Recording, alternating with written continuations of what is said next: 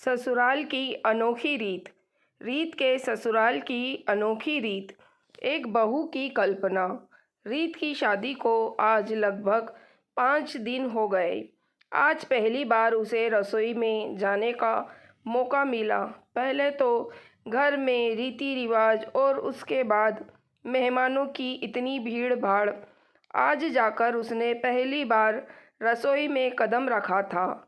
सभी मेहमान लगभग जा चुके थे और शादी के बाद पहली रसोई के शगुन के नाम से आज रीत को रसोई बनानी थी।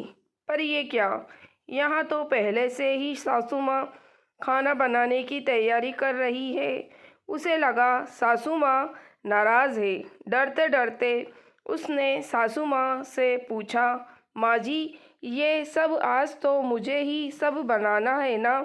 सासू माँ ने कहा, हाँ बहू, बनाना तो है, लेकिन आज से हम दोनों साथ खाना बनाएंगी।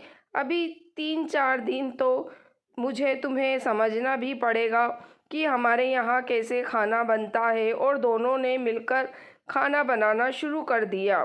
खाना बनाते बनाते उसकी सासू माँ ने उससे काफ़ी बातें की, जैसे उसे सबसे अच्छा क्या बनाना आता है, सबसे ज़्यादा खाने में क्या पसंद है, उसके घर में खाना कौन और कैसे बनाता है। पर इन सब से बीच सासू माँ ने कुछ ऐसा कहा कि रीत की आंखें खुली की खुली रह गई जब उन्होंने बताया कि हमारे यहाँ कोई बर्तन वाली नहीं आती, बल्कि सब अपने अपने खाने के बर्तन खुद साफ करते हैं। रीत ने आश्चर्य से उन्हें देखा, क्योंकि उसने ऐसा कभी नहीं देखा था। या तो हर घर से कोई कामवाली आती है, या ये सब घर की ही महिलाएं को करना पड़ता है।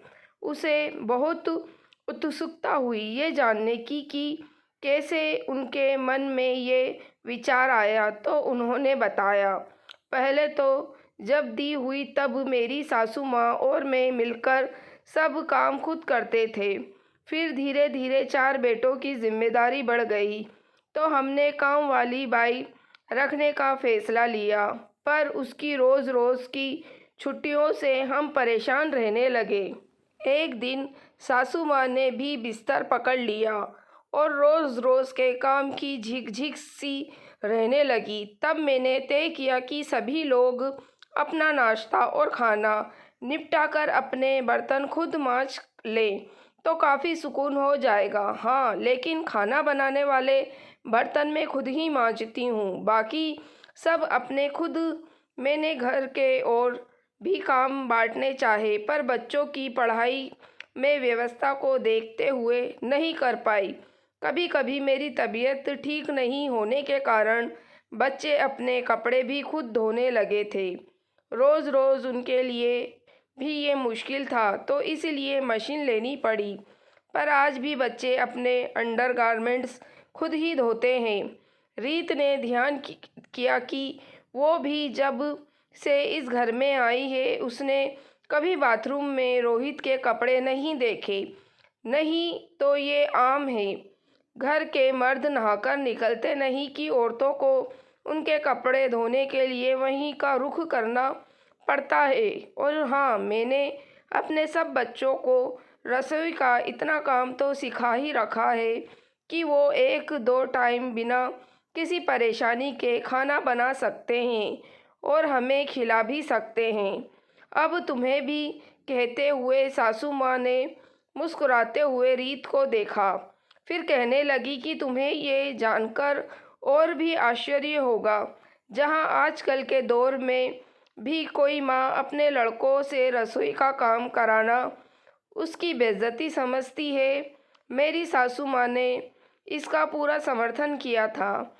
आज रीत के सारे भ्रम दूर हो गए थे, जो शादी के नाम से ही उसके भीतर उसके अपनों ने ही पैदा कर दिए थे, जिसके कारण वो पिछले कितने ही महीनों से ढंग से सो भी नहीं पाई थी। उन्होंने कहा, मेरा मानना सिर्फ यही है कि केवल बेटियों को ही ससुराल के लिए तैयार ना करें, बल्कि बेटे को भी भविष्य में किसी और की बेटी के लिए तैयार करें। अगर आप उसका कदम से कदम मिलाकर चलना, उसका नौकरी करना पसंद करते हैं, तो घर के काम में भी उसका सहयोग करें, जैसे वो आपका सहयोग करती है। बहुत छोटी सी ही बात है, लेकिन घर के काम तो दोनों को ही सिखाए जाने चाहिए। जब लड़कियों को इसलिए पढ़ाया जाता है कि भले वो भविष्य में नौकरी करे या ना करे, लेकिन आवश्यकता पड़ने पर वो इतनी समर्थ हो कि उसे मजबूर ना होना पड़े या किसी का मोहताज ना रहना पड़े, तो फिर लड़कों को केवल एक ही शिक्षा क्यों, जबकि घर का काम तो जब तक जीवन है करना ही पड़ता है।